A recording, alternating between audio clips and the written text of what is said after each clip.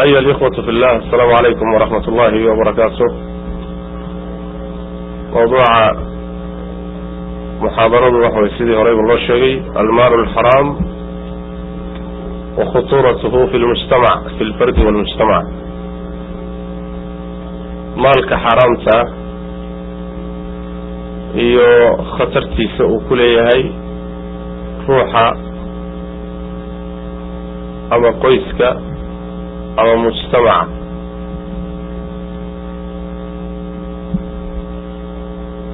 Allah subhanahu wa ta'ala sabab suntii walaalayaal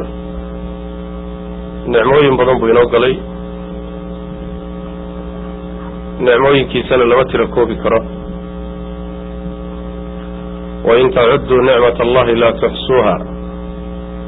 نعمة إلهي هذا ترسان هي نعموين كيسا مكوبي كرتان. الله النعموين كيسا وحا كمد سبحانه وتعالى حولها أوين السيي هي ملكي كيسا ووحبا إنوغ حلالي والنعمو ربي إنوغ الله بيستي سبحانه وتعالى.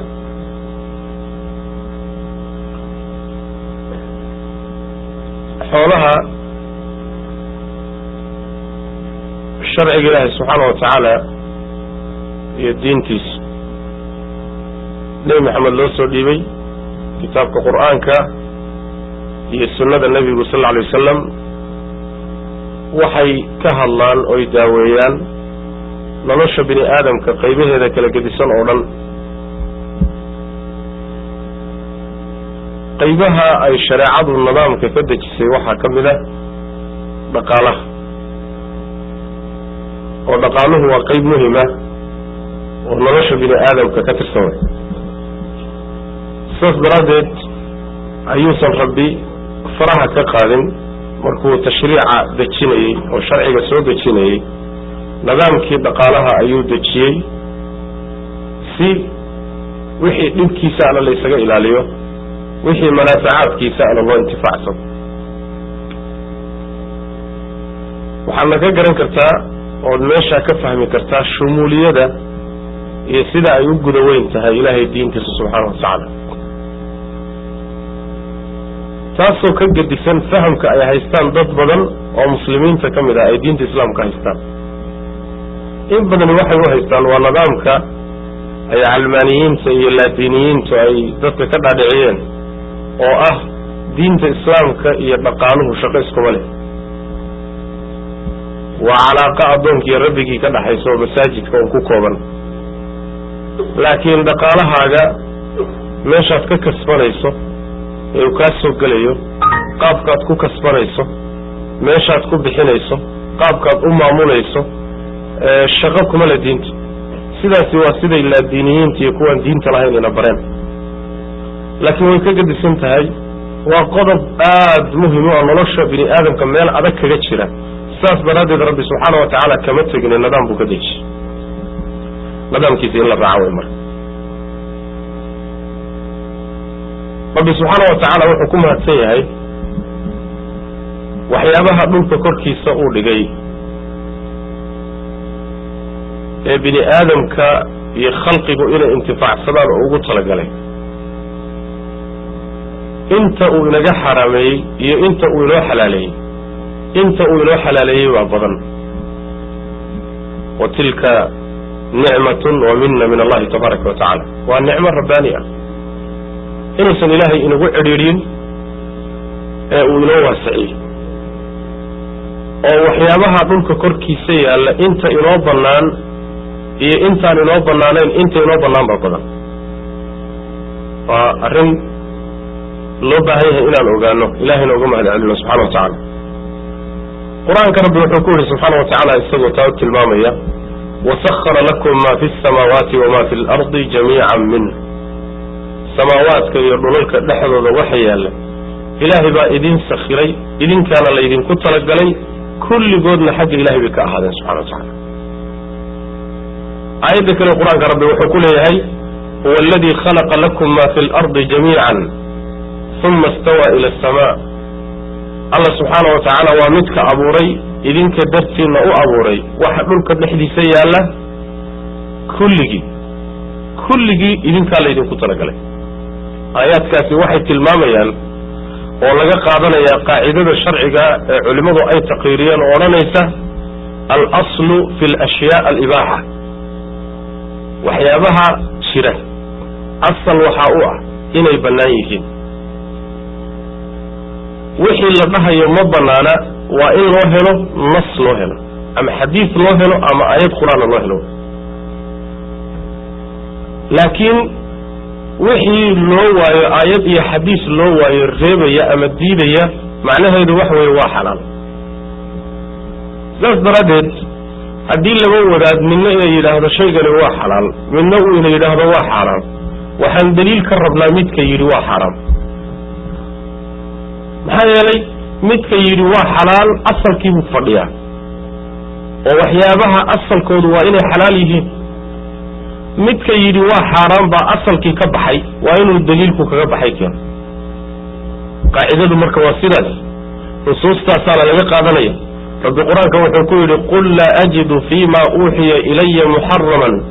على طائم يطعمه إلا أن يكون ميتة أو دما مصفوحا أو لحم خنزير يعني كتاب كان ليقصوا دجيل لي وحيوده وحرام وروح قوضنا يا ما انتفاع سنة كحرام أما أجي إلا أشياء دور كلا شيء يبوي بختي ديك شب ما إنه يهي ضفار إنه يهي wax ilaahay qeyrkii loo gowracay inuu yahay inahaas mooyee wax kaloo ogahay oo la intifaacsanayo la qoodanayo ilaahay xaraameeyay ma jiro macnaheedu waxa weeyaan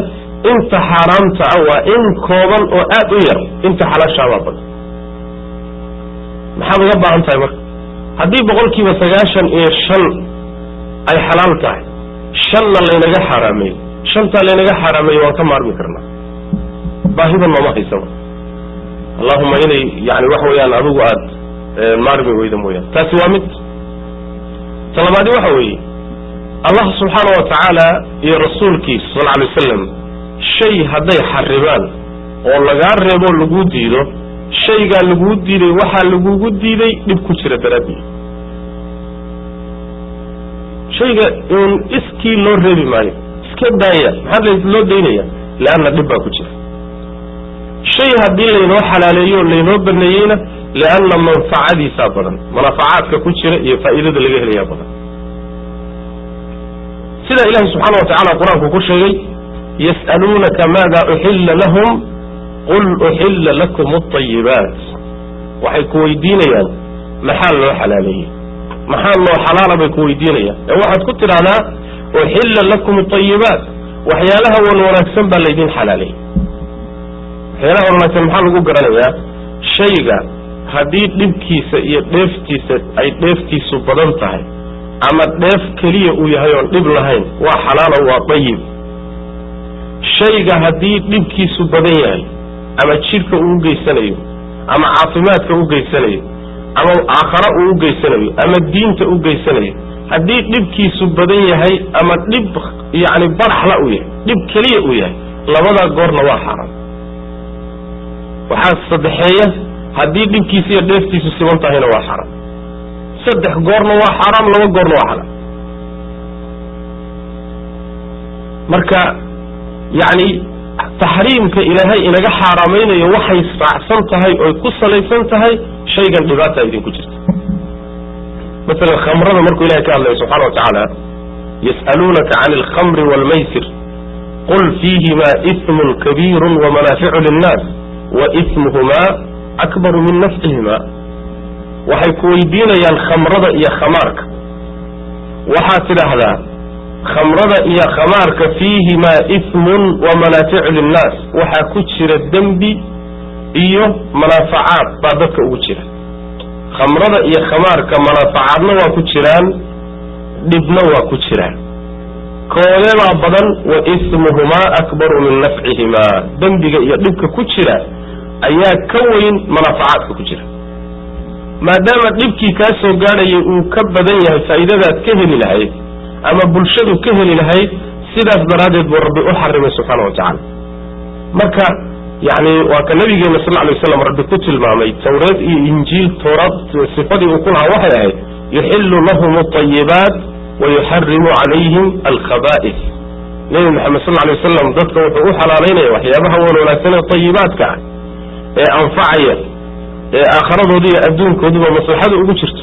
وحونا كحرم يا خبائث وحيالها حلحل كعن يا مجيد كوضا قبية عقلات كوضا قبية حوله هذا قبية دين توضا قبية وإحد لبو قيسان ينا نبي هو كحرم يا صلوات ربي والسلام عليه فاسترد الهداد أردت شيء إلهي حرامي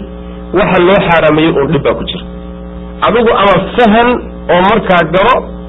ama yeelan markaa ku muuqanno ku soo bixin dhibaatada ku jirta laakiin waxaad ogaataa hadii ilaahay ku diiday waxa lagu diiday dhibkiisa badan saas baradeed wixii ilaahay ka reebay subhanahu wa ta'ala wa inaad fahanto hatta hadaad adigu gaari weydo oo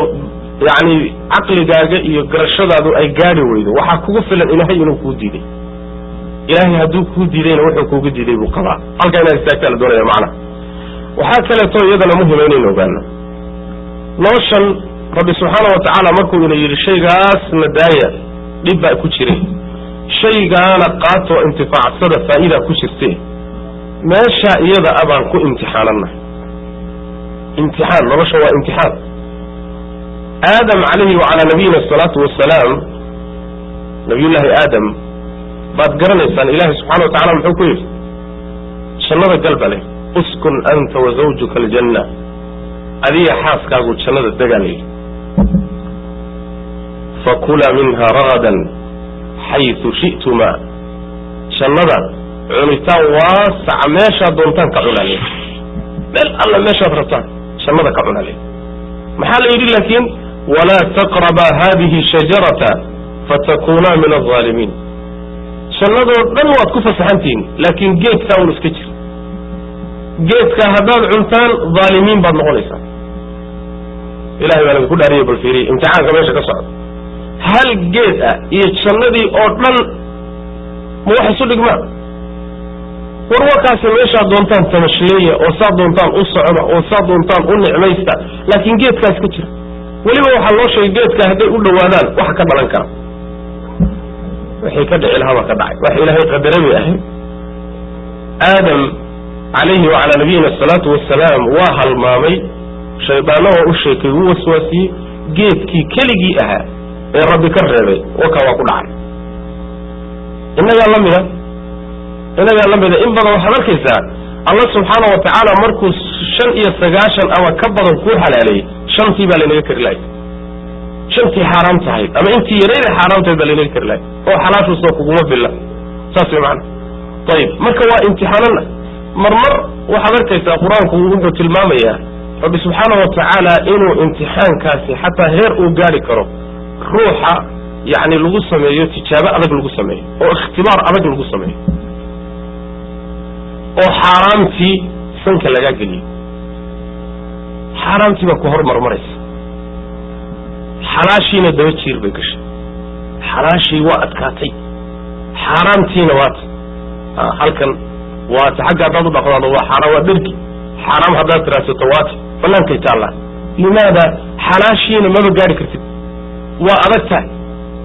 maxaa marka qaarkood sidaa loo samaynayaa calashaani waxaa la tijaabinaya oo la fiirinayaa bal adiga iimaankaagu intuu qodan yahay iyo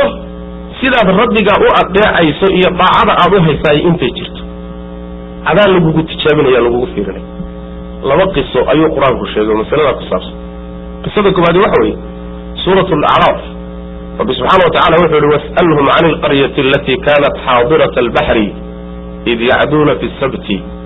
id ta'tiihim xiitaanuhum yawma sabtihim shurca ويوم لا يثبتون لا تأتيهم كذلك نبلوهم بما كانوا يفسقون وحي أهي دقمو ريب بني إسرائيل بدح وحي دقنا ينقر كذا ملايقة أيال يلي ما نمت السبت دا ملايقة حتى بنينا والو ديدي السبت دا هذا أحد يوفي كدن بيا لحلة برية كاليتا وحا يلي ملايقة دبت لكن ما نمت السبت دا ملايقة حتى بنينا إلهي بقى امتحاني مال إلهي وحكاود وضع حديث دمير بقى ويلك بشدها rabbi subxaanahu watacaala maalintii sabtida ahayd unbaaba malaygii badda korkeeduba isagii dhanba waaba sabaynayaaba waaba soo baxayaa badda xeebtoodu iska imaanaya dabasho uma baahno hadday rabaan gacantooda kusoo qabsanaya kamaba cararaya markii sabtidu baxdo habeenka axaddu soo galo khalaas badda salkeedu tegay 6 beriba hadday raadiyaan dhib iyo mashaqi kusoo qabanaya sabtidii ma soo gashay waa la haraacinayaaba waa la iska socdaan isagaaba iska imaamo maxay tahay ujeeddada laga leeyahay rabbi wuxuu ihi subxaana watacaala kadalika nabluuhum bima kaanuu yafsuquuna waa la imtixaanahay imtixaankiina way ku dhaceen qaar ka mida siday aayaadku sheegay waa midda haddayna haysata adiga haddaad guri u baahan tahay inaad ribo ku qaadataay wax badan kaama xigo sooma laakiin ma waxaad tidhaahdaa kanadaan guri ka dhisanaya lacag aan xamaashay baan ku dhisanaya oo xalaal aan ku keenay soo xaalad adag ma waa inaad ka raadiso badda salkeeda xaaraan baad rabtaa soo maha iyo macnaha waxa weeyaan inaad ribo qaadato waaba tanba waaba iska diyaarba waxaaba laga yaababa xataa in adiga adoon raadsaninba lagu soo qoro lagu yidhahdo diyaar mawta lagula daba ordaba meelaha qaar baa sida gata marka waa tijaabo alla wuxuu kugu tijaabinaya lagugu fiirinaya bal ilaa intaabuu iimaankaagu qodan yahay adaa lagu fiirinaya qisada labaad ee imtixaanka waxa weeye midda rabbi subxaana watacaala uu ku sheegay suurat lmaa'ida ya ayuha aladiina aamanuu layabluwannakum allahu bishayin min asaydi tanaaluhu aydiikum warimaaxukum liyaclama allahu man yakhaafuhu bilgayb saxaabadu way xarmanaayeen xaj iyo cumray soo xarmadeen ruuxu markuu xajkiiyo cumrada xarman yahay oo u xidhan yahay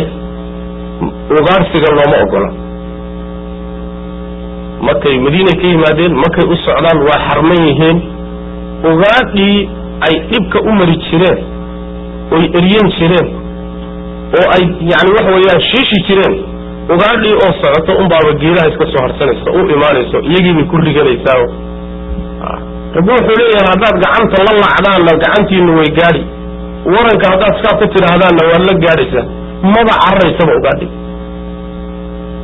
marka intay acmaashii soo gutaan ay soo xalaaloobaan oo ugaadhii marka ugaarsigu u bannaan yahay hal ugaara arki maayaan inayba eriyadaan mooyaane oo dhib u maraan mooye ma arkayaan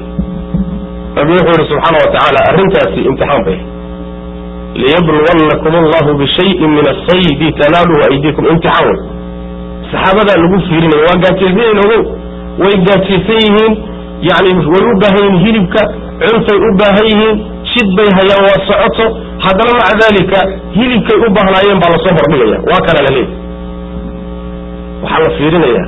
bal inay ilaahay u xishaan iyo inay xaaraamta u xishaan tijaabo adiga marka yani waxaan ilaahay subxaana watacaala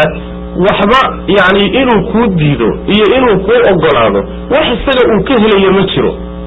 laakiin muhimmaddu waxa weeye adigaa lagu imtixaanayaayo imtixaanka haddaad ku dhacdana hade qaab lagu abaalgudi baa jirta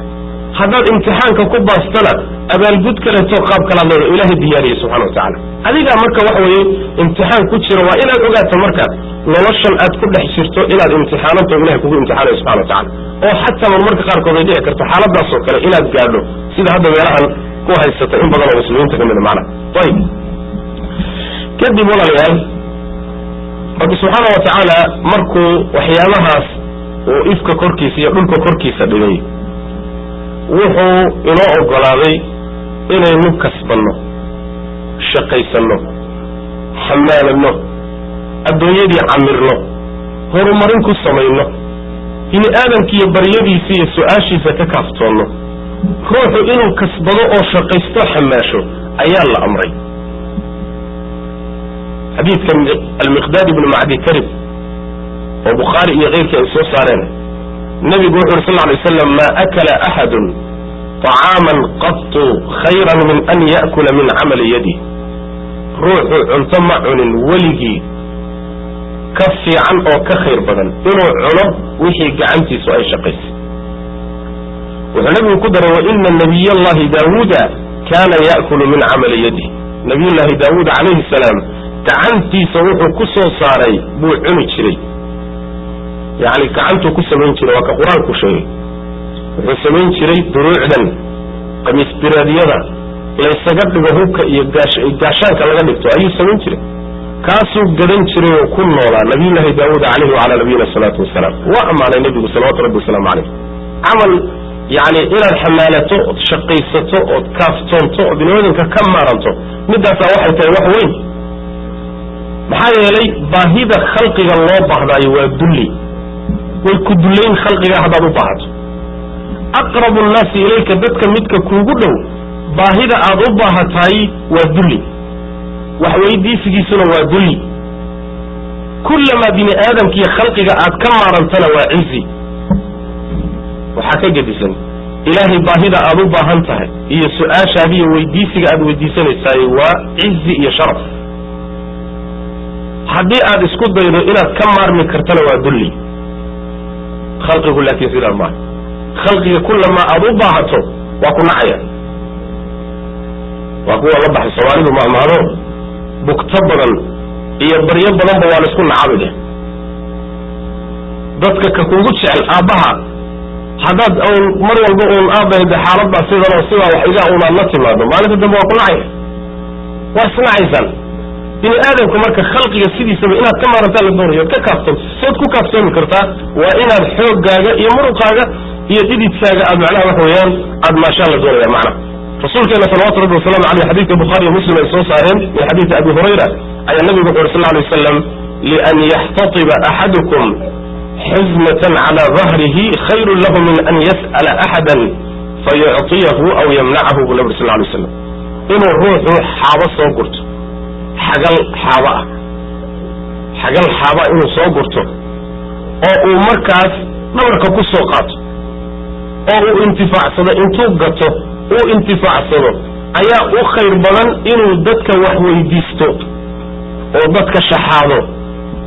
ama ha la siiyo ama ha loo diido waxay yidhahdaan as-su'aalu maradun wa faqduhu mawt baa la dhaha su-aashu waa cudur nabiguna wuxuu ku tilmaamay waa nabar ruuxu wejigiisa uu gaadsiinayo waa xishoodkiisii baa dhimanaya sariidtii baa ka dhimanaysa waayitaankiisuna waaba geeriba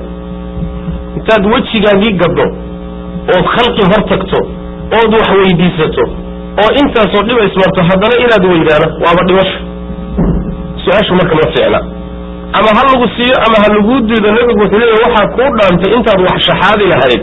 inaad intaad xamaalato xamaalkaaga aad ku noolaato xataa shaqadu shaqo hooseysaba ha noqoto saas daraaddeed baa culimadu waxay taqriirinayaan shaqooyinka hoose baa waxay dhaamaan ruuxu inuu shaqo ka dhigto shaxaad inuu shaqo ka dhigto waa dhaqan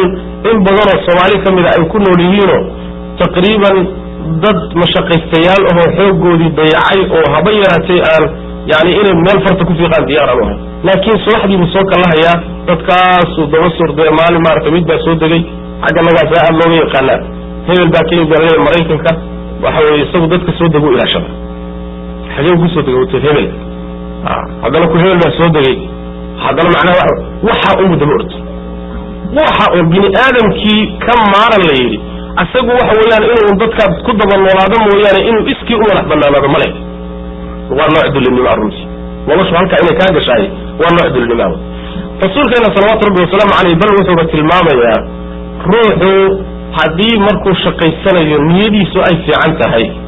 khalqigaa ka maaran oo ka kaaftoonna xalaasha uu u raadsanayo inuuba ajir ku helayo oy fii sabiili llahi tahay xadiidka waa xadiid uu soo saaray alimaamu tabaraani uu soo saaray mundirina wuxuu leeyahy rijaaluhu rijaalu saxiix sheikhu albani caleyh raxmatullahi isaguna wuxuu leeyahy saxiixun ligayrihi xadiidka kacb ibni cujrata saxaabiga la yidhahda ayaa nebiga ka warinayay wuxuu leeyahay nebiga wuxuu soo maray sal lla alay wasalam nebiga waxaa soo maray nin baa nebiga soo maray saxaabadii nebiga oo rasuulka markaa la socday baa waxay arkeen ninkan sabirkiisa adkaysigiisa firfircoonidiisa nashaadkiisay arkeen waa nin shaqaysanay laakiin shaqadiisa nin rageed ku ah markaasaa waxay yidhahdeen saxaabadu يا رسول الله لو كان هذا في سبيل الله حيث إيوه في الفرعونيدا إيوه كرتدا إيوه والدنيا كب حين إيوه صوم فعلا تنين وآخرك بحصده والدين تفيدين تهدي عباديسي جهاد هل كأنه كب حيوه يا فعلا الله يبدأ وقال النبي صلى الله عليه وسلم إن كان خرج يسعى على ولده صغارا فهو في سبيل الله hadduu u soo baxay inuu u shaqeeyo carruurtiisii yaryarayd waa sabiil jidka ilaahay nin ku dagaalamaya kololbid fa huwa fii sabiili illah haddaad idinku tidhaahdeen dadaalkan iyo jihaadkan iyo sacyigan oo dunyada ku bixinayo muu xagga kale u leexiyo ilmo yaryar hadduu u tabcayo u shaqaynayo shaqaysan karin oo uu dhalay carruurtiisaa shaqada uu hayo fii sabiili illahi wayaan buu nabigu salawatu rabbi wasalaamu caleyh wa in kaana kharaja يسعى على أبوين شيخين كبيرين فهو في سبيل الله hadduu u soo baxay inuu u shaqeeyo labadiisii waalid oo waaweyn oo da'a oo duqooray ayaduna waa fii sabiili llahi buu nabigu salawatu rabbi wasalaamu caleyh wain kaana kharaja yascaa calaa nafsihi yacifuhaa fahuwa fii sabiili illah hadduu naftiisa uun u soo baxay inuu ilaaliyo oo ka dhowro baahida khalqiga iyo inay wax weydiisato inuu asturnaado intaa hadduu u shaqaynayo o u dadaalayana waa fii sabiili illahi buu nabigu uri salawatu rabbi wasalaamu caleyh wain kaana kharaja yascaa riyaa'an wa mufaakaratan fahuwa fii sabiili shaytaan buu nabi uri sal lay slm hadduu u soo baxay faan iyo kibir iyo ha lagu sheego iyo magacdoon intaa hadduu u ordayo o u shaqaynayana waa jid shaydaan buu nabi uri salawatu rabbi wasalaamu caleyh waa jid shaydaan adiga markaad xalaal doon tahay xamaanayso shaqaysanayso ilmahaagii u shaqaynayso waalidkaa u shaqaynayso qaraabo kula xidhiidho u shaqaynayso niyadaaduna ay tahay dadkaas aad wax tartid adiguna aad khalqigaa ka kaaftoontid ogow fii sabiili illahi jid ilaahay baad ku sugantay haddaad niyada hagaagsatana ajir baabad ka heli niyadaa wanaagsan laakiin xaalkaagu hadduu noqdo yani hebel yuusan kaa xoolo badani hebel yuusan kaa gurya dheerdheeraani ha lagu sheego aad hadhowto macnaha waxa weeyaan dadka ku dulmidid daba noocaasoo kale haddii kasabkaaga ay ku jirtaay markaas waxa weye waa fii sabiili shaydaan buu nabi uri salawatu rabbi wasalaamu caleyh marka waxaan ka wadnaa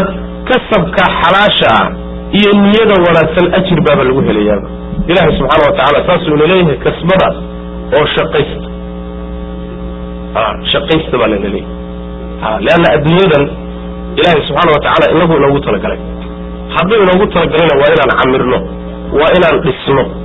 waa inaan horumarino waa inaan nolosheenna ka raadsanno sidaas way macna maba ahaba mas'alo u baahan in runtii yani laynagala hadlo oo nafteennaba ku jirto waa gariizo inagu abuuran adoo baahan cunto meeshaa taalla ma daynaysa ama adoo ooman biyo ku hor yaalla ma daynaysa ma daynaysid adduunyada laynagamaba kari karaba saas daraaddeed baa waxaa arkaysaa qur'aanka iyo sunnada waxaa laynala hadlayaa yani waxa weye gaabiye waxaa laynagala hadlayaa isjira oo islaamiya oo ha isku iloobina oo iyayna idinla tegin oo aakhare yaynan idin seejinin oo ha ku kadsoomina halkaa un baa laynagala hadlaya laakiin waxa weeyaan adduunyada kasabkeeda iyo raadinteedu taasi waa shay qalbigeenna ku abuuran oo iskeenba inugu jira macna waaba inugu jiraba macna ayib waxaa kaloo iyadana muhim ah adduunyada markaynu raadinayno raadinteeda waa inaynu hagaajinno waa inaan qurxinno raadinta see baan ku qurxinaynaa waa inaan xalaasha raadinno xaaraamtana aan ka tagno xadiid marfuuca ibn maajah iyo xaakim ay soo saareen calaa sharti muslim jaabirna laga warinayo wuxuu nabigu yihi sal alay wasalam yaa ayuha annaasu ittaquu allah waajmiluu fi alab faina nafsan lam tamuuta xata tastawfiya rizqaha wain abطa'a canha faاtaquu allaha waajmiluu fi alab khuduu ma xalla wadacuu ma xuriba buu nabi yuri sal alay wasalam wardadow alla iska jira oo alla ka baqa oo qaabka aad wax u raadsanaysaan ee wax u kasbanaysaan qurxiya buu nabigu yuri salawatu rabbi wasalaamu caleyh maxaa yeelay nafina dhiman mayso ilaa ay dhammaysato risqigii ilaahay u qoray subxaanahu wa tacaala ilaa wixii ilaahay agtiisa uga qornaa uu dhammaado naf dhimanaysa ma jirto mar hadday sidaas tahay haba kaa daaho haba kaa dibdhaco wixii lagu qorayo wuu kuu imaane qaabkaad wax u raadinayso ha xumaynin sax oo waxani kolley waa kuu qoran yahay oo wuu ku soo gaadhayay sababka uu kuugu imaanayo ha hadlaynin cadaabna ha ku mudanin sabab ilaahay kuu ogol yahay wax ku raadi haddaad sabab xaaraana la timaadda iyo haddaad xalaal la timaadaba kolley wixii kuu qornaa unbaa kuu imaan saas daraaddeed balaash iyo macno la'aan cadaab ha isu gelin noloshaadana ha u fasaadinin baraka la'aanna ha isku ridin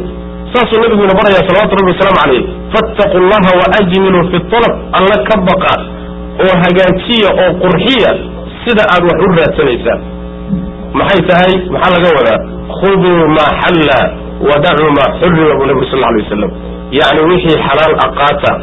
wixii xaaraamana ka taga riwaayo kaloo xadiiska ka mida wuxuu nabigu yiri sal lla alay wasalam ina jibriila qad alqaa fii ruuci ana axada minkum lan yakhruja min addunya xataa yastakmila risqah malakul jibriil baa qalbigaygiiyo naftayda wuxuu ku riday oo qalbigaygiiyo macnaha ku soo riday inaynan nafina dhimanaynin ilaa risiqeedii ay dhammaysato fattaqu llaha ayu nnaas wa ayuha nnaas bu nabi sal ly war dadow marka ilahay iska jira oo alla ka baqa waajmiluu fi talab raadinta aad risiqa raadinaysaanna qurxiya fain istabطaca axadu minkum risqahu falaa yatlubannahu bimacsiyati illah faina allaha laa yunaalu fadluhu bimacsiyatihi buu nabi uri sal lay wasalam haddii waxoogaa risqigu kaa baaho oo kaa yara dibdhaco xaaraam ha ku raadini maxaa yeelay ilaahay fadligiisa uu bixinayo iyo risiqa uu ku siinayo jid xun oo macsiyo a laguma doono lagumana raadiyo saasuu nabiguna leeyahy salawatu rabbi wasalaamu calayh xalaal wax ku doono marka waxani waa qoran yahaye ilaa wa ilaaba xalaal ku raadiyo walaalayaal marka in badan oo dadka ka mida waxa xaaraamta ku ridaya oo ay xaaraamta u gelayaani waxaa runtii waxa weeyaan aad u daciifay rumaysnaantooda ay rumaysan yihiin qadaha ilaah iyo qadarkiisa iyo waxani inuu wax qoran yahay haddaad rumaysan tahay wixii ilaahay kuu qoray marna inuusan ku seegaynin oo marna uusan ku garab maraynin oo marna uusan kaa baaqanaynin haddaad rumaysan tahay hadda waxa weeyaan xaaraam ku degdegi maysa kolleyba kolley wixii ilaahay kuu qoray waa kii kuu yimaadee waxaad leedahay bal sababkii xalaashana raadi hadii kale sabir inta waxa ilahay kaaga imaanaya subxana watacala xadiis saxiixa oo abu darda uu nabiga ka warinay sal alay wasalam ibn xibbaan iyo bazaarna ay soo saareen ayaa nabigu wuxu uhi sal alay wasalam ina arisqa la yatlubu alcabda kama yatlubuhu ajaluhu buu nabi uri sal lay slam risiqu addoonka wuxuu u raadiyaa sida ajashiisa geeridusay u raadiso adinka geeri ma ka fagan kartaa geeri ma ka fagan kartaa rabbi qur-aanka muxuu ku yidhi meel alla meeshaad joogtaanba yudrikukum almawt walow kuntum fii buruujin mushayada meel alla meeshaad joogtaanba geeridu way idin asiibi walow haddaad saro dheer oo aad loo adkeeyey dhismahooda haddaad gashaan xataa geeri kama baxsan kartaan sidaadan geeri uga fakan karaynin baadan risiqii ilaahay kuu qorayna uga fakan karayn xataa haddaad dhulka dhexdiisa gasho meeshaa aad gashay waa inuu risiqaagii kugu yimaado qasab oo yaa biila quraanjada dhulka hoostiisa ku nool iyo khalqiga dhulka ku dhex nool yaa biila ilaahay baa biila subxana wa tacaala halkaasaa risiqooda loogu geeyaa adigana sidaasoo kaleu risiqaagu kuugu imaan xadiis kaleetaba nabigu sal alay wasalam wuxuu leeyahay oo isla xadiidkaa ku macno dhow oo tabaraani oo awsadka iyo sagiirka ku soo saaray min xadiidi abi saciid ayaa nabigu wuxu uri sal alay wasalam law fara axadukum min risqihi adrakahu kama yudrikuhu lmawt midkiin hadduu risiqiisa ka cararo risiqii wuu caydhsan ilaa uu gaadho sida geeridu ay kuu gaadhayso kaaga daba imaanayso ayay yani risiqaaguna kaaga daba imaanayo ku soo gaadhi haddaad ka cararto xataa geeri carar lagama fakan karo haddii lagu yidhahdo waa dhiman oo naftaada kugu tidhaahdo yani canadaad ku dhimanaysaa bal africa u carar miyaad ka fakan karta hawada adoo marhayo waktiga hadduu gaadho meeshaasaa lagugu imaanay sidaasoo kale risiqaagu siduu nabigu sheegay sal lay slam haddaad ka cararto kama fakan karti inaad raadiso iskaba dhaaf walaalayaal marka waxani waa wax mafruuq minhu waxaan yani waxa weeyaan aan dhibaato lahayn oo kolley imaan lahaa bini aadamku degdeg buu ka abuuran yahay baa intaan sugi weyno baan cadaab ku gelaynaa intaan sugi weyno yaan cadaab ku gelaynaa oon aakhiradeenna iyo adduunkeennaba u halaynayn qodobkaasi marka arrintaasi iyo mabda'aasi waa inuu qalbigeenna raasakh ku noqdo oo mabda'a aan rumayno waxani inuu qoran yahay haddaad xaaraam ku dadaashana aadan intii lagu qoray ka badin karin haddaad xalaashii ilaahay kuu qoray aad sugtana kolley wixii lagu qoray waa kuu imaanayaa ee xaaraam iyo naar ha gelin ilaahayna subxaanahu watacaala yuusan kuu cadhoonin mustaqbalkaagii noloshaadii dambe asaasigeeda rasmiga ahaydna ha ku ciyaarin ha ku dheelin macna saas weyaan taasaa marka loo baahanya walaalayaal runtii waxa weye waana qodobka inaga maqan wey waxa inoo kaalmayn karana waxa weeye arrintaa aad inoogu kaalmayn karaa inaynu qanaaco yeelano qanaaca inaad macnaha waxa way leedahay qanacsanaantaasaana waxay tahay waxa bini aadamka deeqa hodantinimada dhabta ah siduu nabigu sheegay sal lay slam laysa alghina min kasrati alcarab walakin alghina hina nafsi buu nabigu sal lay slam xoolo badni ma aha hodantinimadu waa qalbigaagoo qanacsanoo iimaan qabo wey ama waxaad haysato ha yaraado ama qatalo oo waxba ha haysanin ama wax badan hayso qalbiga ayaa ka timaadaa hodantinimadu iyo deganaanshuhu waa midda qalbiga qanaacadaas iyo deganaanshaha hadduu ilaahay ku siiyo waxba kaa halaabi maaya haddaada xataa waxba haysanin waad iska dheregsanta ama hadday noqoto uun ujeedadaadu adduunye gaad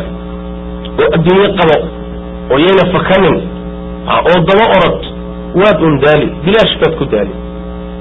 waxaan ku cuninba waa la cunaa haddaad tidhahda waxaan ku cuninba waa la cunaa soo qabo wada xageed ka soo qabani intii la qoray kama badin karaysa dhib iyo rafaadna waa kuu dheri rasuulkeenu yihi salawatu rabbi wasalaamu aleyh xadiidka cabdullahi bn cabbaas tabaraani uu soo saaray ibn maajahna uu wariyey nebigu wuxu uhi sal lay waslam man kanat iddunya hamma faraqa allahu shamlah wajacala faqrahu bayna caynayh walam yu'tihi min addunya ila ma kutiba lah ruuxii murugtiisa iyo walbahaarkiisa adduunye un ka dhiga raadi daba orod keen ku ururi yani waxa wey wax dhigo accountiga yani gaadiid guri daba ordo jadwalkiisa timetablkiisa haddaad fiiriso adduunye keliyasa ka buuxay aroortii markuu soo faco ilaa intuu ka soo seexanayo waa un adduunyo hal qodob oo aakharo ku saabsan inaan laga helin baa laga yaaba murugtiisa iyo walbahaarkiisu marka waa adduunyo ruuxii sidaa ka dhiga nebigu wuxu uhi salawatu rabbi wasalaamu calayh ilaahay arrimihiisa waa ka kala daadiyaa ko talabaad faqri iyo baahi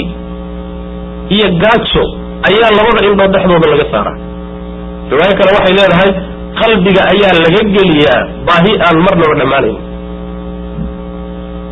ta saddexaad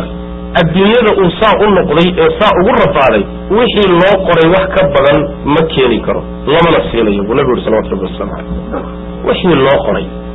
adiga haddaad dadaasho iyo haddaadan dadaalin wixii laguu qoray ka badin maysa dadaalka waad faran tahay kasabka waad faran tahay sababkii inaad la timaado waad faran tahay oo asbaabtii waa loo baahaya inaad la nimaado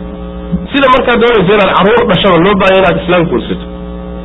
oo markaa kadibna xaaskaagii aad is aragtaan waa sabab sooma laakiin inaad ilmo helayso haddaad sababkii la timid inaad ilmihii helayso ma qasaba maya intiiba intaad samayso inaad weydaa laga yaabo sooma dhici karta leanna sababta bini aadamkiiyo khalqigu way samayn karaan sababta midhaheedii inuu ka dhasho ood hesho waxaad ka rabtay ilahay bay u taalla subxana watacala adiga hawl kuu taalla maaha saas sidoo kaleeto sababkii adiga la imo xalaashii raadi ganacso xamaalo yani falo beero si wax alla wixii aad xalaal ku raadin karto samee laakiin haddana waxaad ogaataa waxaan ilaahay kuu qorin subxaana watacaala inaadan keeni karin si kasta haddaad u gudasho xalaasha ku ekow marka sidaasa macnaa waxa wey nala faraya ta kaleeto iyadana meesha ku jirta waxay tahay dadaalka ruuxu uu adduunyada aada ugu dadaalayo ee xalaal iyo xaaraanba uu daba ordayo waxa uu nebigu inoo sheegay sal lay waslam diintiisa iyo sharaftiisaba inay dhaawacayso miaal buu nebigu ka bixiyey sal lay waslam wuxuu yidhi maa di'baani jaa'icaani ursila fii hanamin biafsada laha min xirsi almar'i cala almaali washaraf لدينه هذه اللبيي يي وتغلب الملينية لبيي وعلى اللي السداية وعلى اللي الدري دب إنسان لك بيجيسن كرا ييدو وحيوان عتشبرو حيوان عتشبرو على هذه اللي السداية واللي مفسرها وحنا ريمش لبيي وعلى اللي الدري وحمر حيوان ويفساديان سيدا وحا كبرا دلالك الروح حولها هي الدنيا كد داليو فسادك اي اوجي سنيسو دين تيسية شرفتيسا ايا كبرا بولبر صلوات ربي والسلام عليه حديقون الدنيا ايو حول ايو يعني شرف ايو مقع ايو كرسي ايو يعني وحاقون هديقون افادين تيدا اي حوش هذا طلقته دين تادي ايا شرفتا دي ودنبا فساديس آخر هذه وأقول ما تمركز وحبا كوسو حد مايا مركز وحبا هاي إسرائيل الأدوية دني وحل الدولة إلى إن بدن صور ربطه إن بدن إلى عليسه إن بدن إلى معنى وحوي عقل يكون نقطه إن بدن إلى حساب تنته إن بدن إلى آخرات في رصود وحبا هذا معنى وحوي يعني حق معنى وحوي في سعي أبا انتهي وحل جس الجاري كرمها أدوية سيد النبي صلى الله عليه وسلم قلب الشيخ شاب في اثنتين بالنبي صلى الله عليه وسلم منك أضيق الدأدأ قلبي جيس لما أرمود بولي بل يركوه لما أرمود كما دقوه سيكا تدو دقوه تصوبته سرير تمقو كؤر ورسله قلبي جيس ولي لما أرمود كما دقوه معين لما أرمود وحويان سيد النبي صلى الله عليه وسلم ويعني شعيلك نرشر إيه حورها شعيلكم حب العيش أما طول الأمل وحب المال حول الشعيل قلبك بني آدم كما قبوب وحكا نوصن كقبوب نلو الشعيل وضيقاس يدق ذا سكور صريرته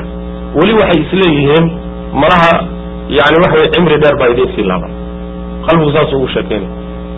شعيل كي حولها الشعيل نوابا ديق أركيو مركز تو دقات سين نقطبة لحتشعلنا كوسي طبانيس نبرنكو كوي هاي مكال احتعال بدين أساس بل يرد وكل احتعالياتها مركا أضياش أضي مركا النقطة الله بعنا دين آخر الأبضة فيه بل احتعالنا يوحن يسكفضوا دي مركا سابت أبضة غامب مركا سابت بجيد دي أرورين سيدا يكيدين سيدا مركا زي أبضة رنس وأتانا نبي قلت الله صلى الله عليه وسلم عنه لقد أدركم ساس درادة بالنبي إنه إلهي وحكم مغنقلي نفط الله عصو كلام درجين ده اللهم إني أعوذ بك من علم لا ينفع ومن قلب لا يخشع ومن نفس لا تشبع ومن دعوة لا يستجاب لها والنبي صلى الله عليه وسلم إله وحن ما ينكى أهي علمي أو حنفع من عمل وهي قلبي أن خشوع من المركي وحلوش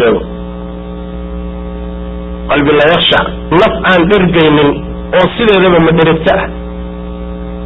إيوه بريوءا لأقبلين انت صار إله ما ينكى أهي والنبي ينبيش صلوات ربي والسلام عليه والله لي المركة وحا لقدر جاي معه هذا بقول حرام يسوق انت هذا حلال كقاسته انت بواحد قدر جيسوت كد بيسمعها ايه حلال شقوده حرام تنسك إلالي وكان النبي صلى الله عليه وسلم عليه حديث صحيح يقول لو كان لابن آدم واديان لابتغى ثالثا بالنبي صلى الله عليه وسلم ابن آدم كهدول لمتك وحولا على السيو بتتحد بالراد الله ولا يملأ جوف ابن آدم إلا التراب ابن آدم قديسة عرقهم بحساب النبي صلى الله عليه وسلم ويتوب الله على من تاب الله لعدي توبت كنت وكتوبت أقبلها مركا واحد يعني الدنيا إلى مدى يخلق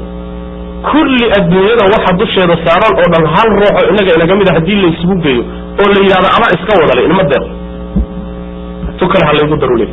تكل أنا يقوات الله مركا تمدر جنوب وحي مرهدا لقدر جنوب لقصة يجارين مركا إيه إسكا أورورية في عام وحلاشا إلهي كوبا اللي يقوق عصته والنبي قال نشأ صلوات ربي والسلام عليه آخر الزمان كإلى إمام دون وقتي أين ضدك أبيالي دونين وحا أي عليان ما حلال بكي ومس حرام بكي حديث صحيح البخاري يقول يأتي على الناس زمان لا يبالي المرء ما أخذ من حلال أم من الحرام بالنبي صلى الله عليه وسلم ضدك وحا كو إمام دونا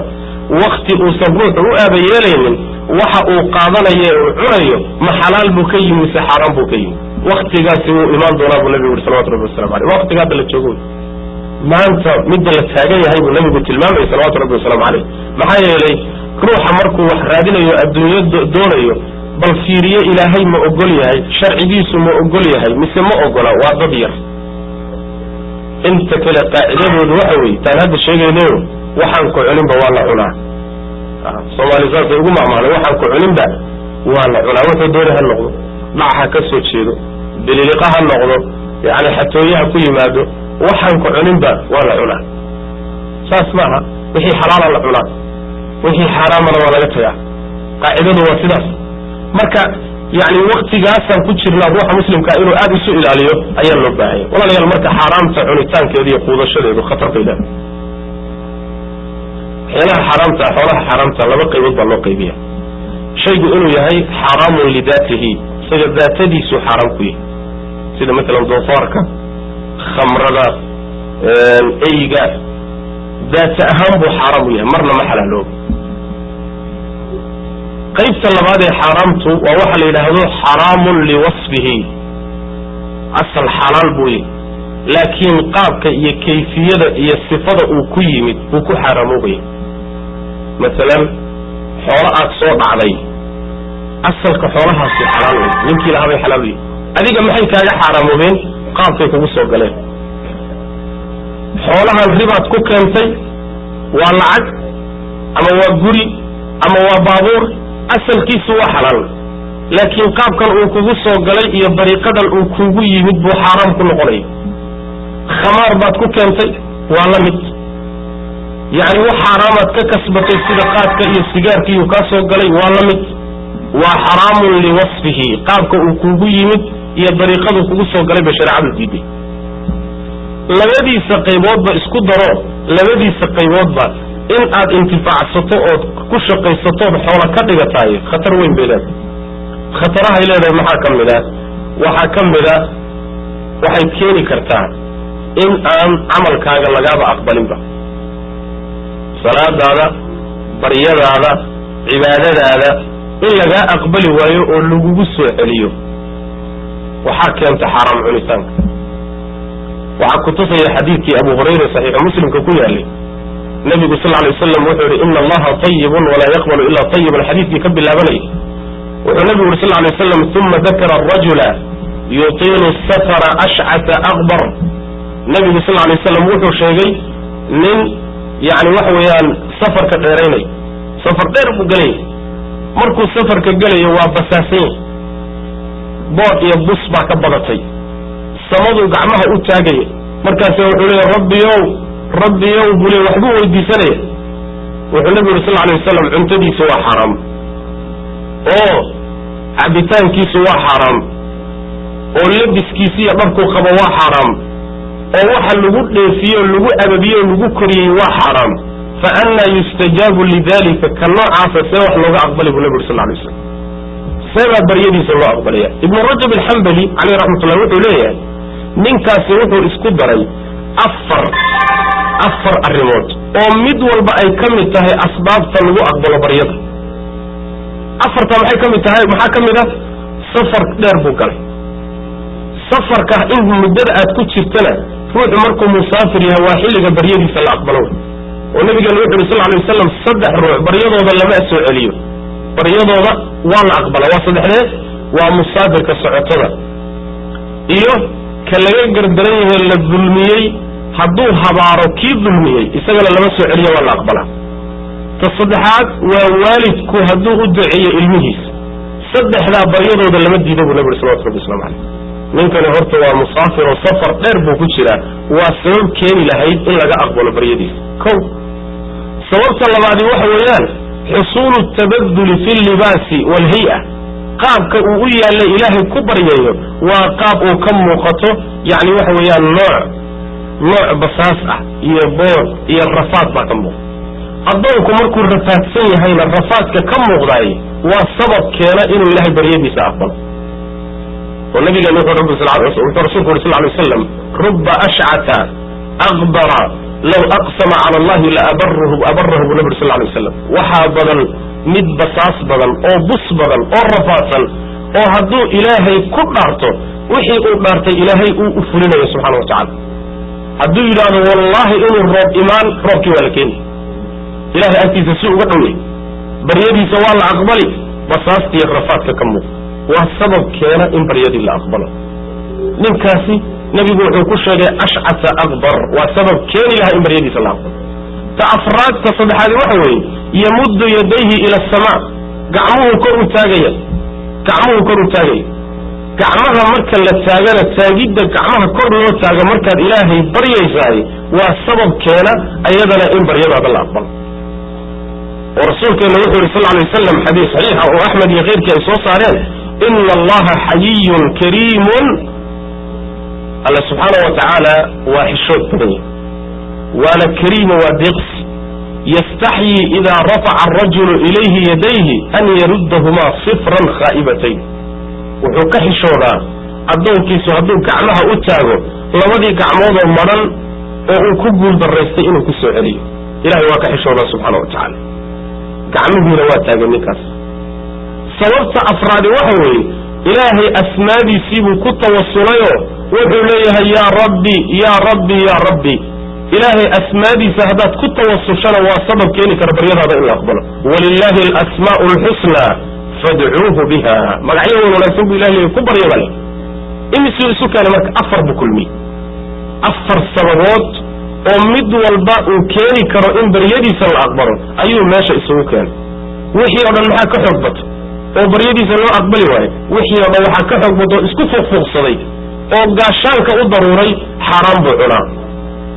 ونفر سنة إلهي ونقول عليه حرام بعنا بلي وحضر لك أقبل ما يوم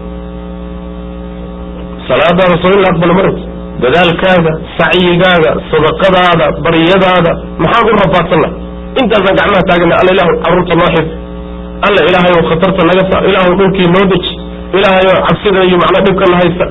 انت أزنك عمها تاقنا وحضر لك أقبله وهو رسالة والمحل لا أقبل الله تعالى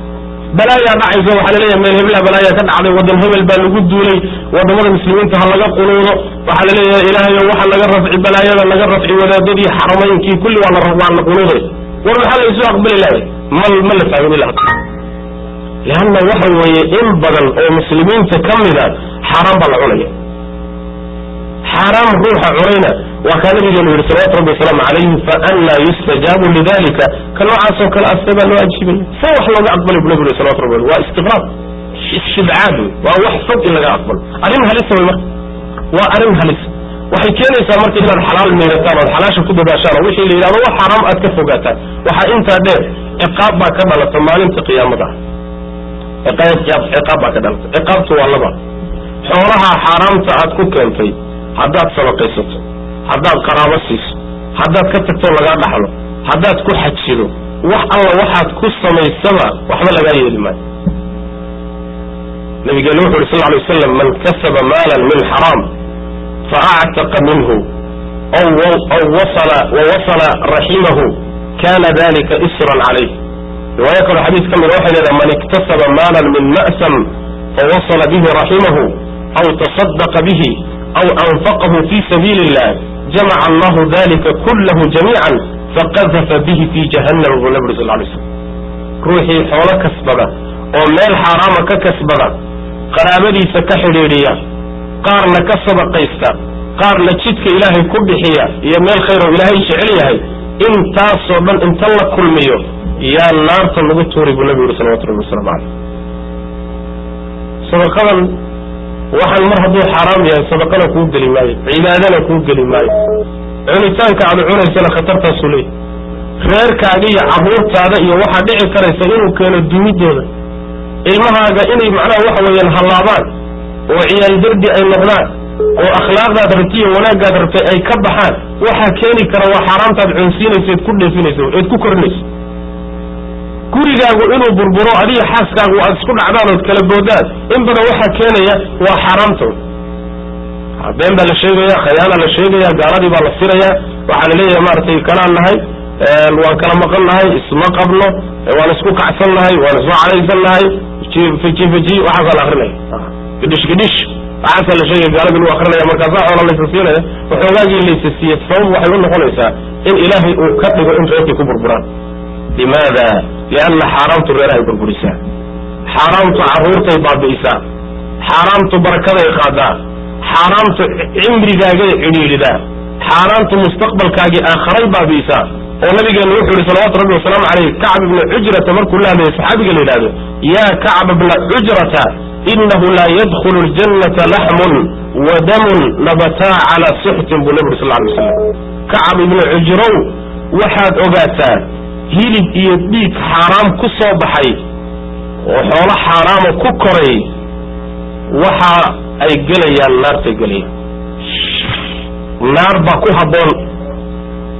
النار أولى به بالنبي صلى الله عليه وسلم النار باكوها بول كعب بن عجرة بالنبي صلى الله عليه وسلم دتكو والله ونن دتكو دن واغو مركو بريوي كلهان مدمو كلها او وحو كلها نفتي سئنو فرته وعذاب كفرته مدمو كلها يو نفتي سئنو هلاغو كلها وكحرامتا يا وحن الهي رب المالنتي لو كجيرو غلي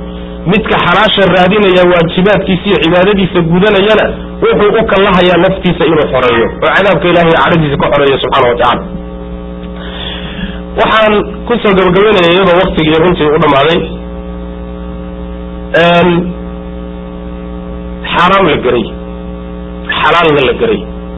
wixii hadduu kuu caddaan waayo maxaa la samaynaya wuxuu hadduu kuu caddaan waayo ما حلال با مسا وا حرام إلا اسكغا تغتا لا دوني هذا دين تادا يا اخردا هذا ودول احتيالابيس وحان الربا شيء هذو كو عدا وايا وقت النبي صلى الله عليه وسلم الحلال بين والحرام بين وبينهما امور مشتبهات حلاش وعده حرام وعده وحا ودخيا وحيالات له غشن oo qarsoon la ya'lamuhunna kathirun min an-nas dadka intooda badan ay garanay faman ittaqa ash-shubuhat faqad istabra'a li dinihi wa 'irdihi bi nabiy sallallahu alayhi wasallam waxyaalaha u cadaan waayo ruuxa iskaga taga diintiisa iyo sharafkiisa waa ilaaliye waman waqa'a fi al-haram waman waqa'a fi ash-shubuhat waqa'a fi al-haram waxyaalaha uu garan waayo u cadaan waayo ruuxa ku dhacana haramtiibu ku dhacay كالراعي يرعى حول الحمى ابو نبي صلى الله عليه وسلم وحلم إليهاي متك حول الشركة او سيرها دولك حولها اللودي دي حلال دولك هريريه سحولها كوري تشينا يكون راعي حتى هذا الحوله اللي تشوفته ماشي اللودي دي انا كفو بيسا ساسا تكون بديري كرتا حديث لكن حوله ماشي اللودي دي لغا حرير اتكو اقوري تشيسي الديرها مركز دنبي حولها قارها الخير خير بابوشيرو ويقليا معنى هذا وحوي يعني ديرتك كفو حرام تكفه هذه حرامته واحد أسود لحيسيسا حد أين قو إيمانك سلف رضوان الله عليهم يبدكي ورع كد ذلك شري وحيالها حتى مباحاتك وقتك شري مباحاتك حتى واحد بلو بيقتك شري معي الواحد شري مباحاتك قاركود وحي كوتشي ديان مكروه مكروهي هدار عليه ستنا وكوتشي ديان حرامتي عديد بكوتشي ديان سيدا بصي فضل يسنة إذا مركب بميت هل كان سيكون توريسا معنا نبي قال صلى الله عليه وسلم وحكو يري يا وابسا استفتي قلبك تبقى وحي كبور إلينا يا شيخ وبالكورن كلا سمعنا هلك الوحنا يا الله بالشيخ وكورن النبي قلت له صلى الله عليه وسلم استفتي قلبك قلبي قاقى سؤال ويدي قلبي قاقى فتوى ويدي أدوك اسكن نقط أدوك دم يسكن نقط والنبي صلى الله عليه وسلم البر مطمئنت إليه النفس وناقى هي البر يطاعد ووحي النفس كحفش أو اسكعب والحمال الإنسان وواحد اسكعب أو اسكم مقنوي وحي ساسو كلا أعط ونفتاد كد بنت حلال نمديزة كاسو كلا يتكشخص وقلبي مكده والإثم ما حاك في النفي القلبي دنبي قنا ووحي قلبي قاقا كل نقنقنا وقوين كري ويدو شكي بدن كاقلو ولابتا كسو الله لابتا وإن أفتاك الناس وأفتوك بنبي صلى الله عليه وسلم dadku haba ku fatwoodeen oo ha ku sheegeen be waxa haday naftaadu ku dagi weydo dacma yuribuka ila ma la yuribuka waxaad ka shakisan tahay ka tag waxaan shaki kaaga jirinna aad xalaashaas ku dadaal oo xaraamta ka carab si aadan u ibtiloobin oo mustaqbalkaagi aakhiradaadi iyo adduunyadaadaba aadan khatar lugaha ula gelin taas marka wala la doonayo xilaa shubahaadka ayaga laftooda inuu ka fogaano khaasatan ribada oo wayahan aad meeshan ugu badan oo nabigeena sallallahu alayhi wa sallam alayhi hadith sahih oo ku yiri الربا 73 بابا ايسرها مثل ان ينكح الرجل امه والنبي صلى الله عليه وسلم ربا وتضباطا هي صدح باب midka ugu fudud وحول الدنبي هاي من هو يدي حاس كدكتي وقلت من هو يدي حاس كدكتي وقل الماضي إلهي قال يقول داريه وحتى أفكر الصومر إنكر الله فضيحة إيه فالحمد إيه الدنبي بالسيد ويجي ربما قيمه هذا وجود دنبي تصل الدنبي تايب النبي صلى الله عليه وسلم طيب كده ربتي يقولك قادتي بابور قادتي يعني حمالتي أكونتي قدرتي لكن ترى محاك الدنبين دون ولا صدن بيها ولا صدن بيها حديث كلا تروثها يعني صدن إيه الصدح قور إنا تزينيسته صدح إيه صدن قور إنا تزينيسته أيات معنته رباء أكتر إلى ربتها إلى قادته زينة الصواح فرح معه صدن إيه الصدح قور إنا تزينه كل على أيها واحد أنت رباء مدة أغفر دون أكش وحديث نبي جل رسول الله صلى الله عليه وسلم لكن رباء تعرف خيانة قال هذا الخيانة الإسلام شوشية قال هذا أي ماشن تجد كانتي ألسوا دقتين عهد يكون النوشين بلنت كل النوشين حوالها على ليسلنا لا لاك إيو دمرتدا إيو يعني واحد بانتا إيو خيانة إيو واحد فرح بنا واحد اسكوه كيه ولا تكشف إنسان واحد إذا اسكوه بين مركز قلي سوائلة ترى هذا كاس مؤقلي حدابا هشيس كالقشف هشيس كاس وإلى دلالسه كأمبر كوبو حلالو بكرا هشيس كأد قشف هداد كبح ذات شبيسه وضغص آن وقبح ذا وحي كوبوسه وقرأي حرام لأن حولها قال هذا معاهدين تأهل لأنه اليهي عهد جدو كتحيه حوله هذا وحي كبنا على كلية صورة دي يقاكي أما إنه يكسيان أما هشيس إنه تكوك لقشان قابل عاصوك لكن خيانة إيه الدمرتئي قابل عاصوك لسان لقبق هذا كريم روح مسلم كافولي يجسده حرام يهم حوله هذا حرام يهم مريقا أي كوكو بلانان كرتو مريقا إيضا كوكو بلانان كرتو لكن صواليه وحي الرميسين إن بدل وكمدا قال بهدوه حوليه سوى الله عليك وفكرة الحق كلامه قال حوليه سوى بلاي قال حوليه سوى بلاي ومثل دقال كانوا بلجنا مركا إنه الدقال إعلان الصلاة وإن إذا أنا وأنكو لا دقال لما إنا مركا قدم حوليه سوى ميل كرس لكن وأنكو أصلاً شوى اللقسود دكشيه تكمين تجيب اللقسيه وان لقو بيلا مركا سوى حدا وقال حوليه سوى وقال شيخ وابا قال بحيث حوليه سوى مبال أنا بلقو ليه وابا قال وروا تكون أصلاً شهيد بلنتها كبحين وإسلام كسمعدي ساكو عيارين ومسلمين مجا دين الإسلام كمجا إلالية أولا الحرام تهلوا فقال حلاش لها لقد ذلك انت أيها كلمة بصة دولين هذا وبالله التوفيق وصلى الله وسلم على نبينا محمد وعلى آله وصحبه وسلم